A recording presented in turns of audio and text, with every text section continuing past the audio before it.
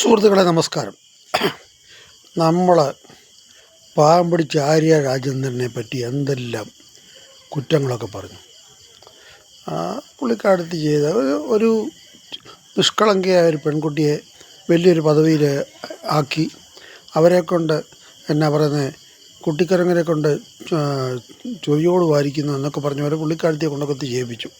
അവരെപ്പറ്റി നമ്മൾ പറഞ്ഞതൊക്കെ ഇപ്പം മാറ്റി വെക്കേണ്ട ഒരു സിറ്റുവേഷനാണ് ഇപ്പോൾ ഉണ്ടായിരിക്കുന്നത്.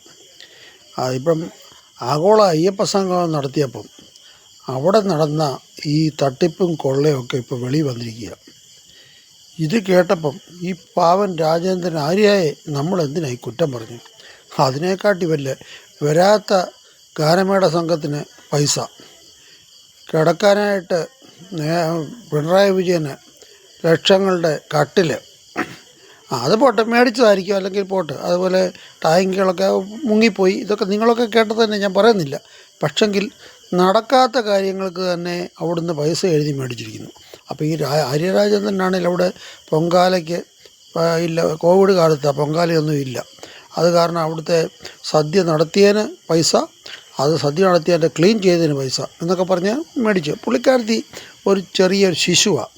പുള്ളിക്കാരത്തിക്ക് അതറിയാം. പുള്ളിക്കാരത്തിയോട് നേതാക്കന്മാർ പറഞ്ഞ് എഴുതി മേടിച്ചായിരിക്കും എന്നുള്ളതിൻ്റെ തെളിവാണ് ഈ ആഗോള അയ്യപ്പ സംഗമം നടത്തിയിട്ട് ഇപ്പോഴത്തെ ഈ തട്ടിപ്പും വെട്ടിപ്പും നമ്മൾ കണ്ടു കഴിഞ്ഞപ്പോഴത്തേന് നമ്മൾ ഈ പാവം പിടിച്ച ആര്യയെ എന്തിനാണ് കുറ്റപ്പെടുത്തുന്നത്? ഈ ഓരോരുത്തരെ വിശുദ്ധരാക്കുക എന്ന് പറഞ്ഞിട്ടുണ്ടല്ലോ. ഈ നേതാക്കന്മാർ ഈ അയ്യപ്പ സംഗമത്തിൽ കാണിച്ച ഈ വൃത്തികേടുകൾ കാണുമ്പോൾ, വൃത്തികേടില്ല, തട്ടിപ്പും കൊള്ളയും കാണുമ്പം ആര്യരാജേന്ദ്രൻ എത്രയോ ഭേദമായിരിക്കുന്നു എന്നാണ് എൻ്റെ അഭിപ്രായം.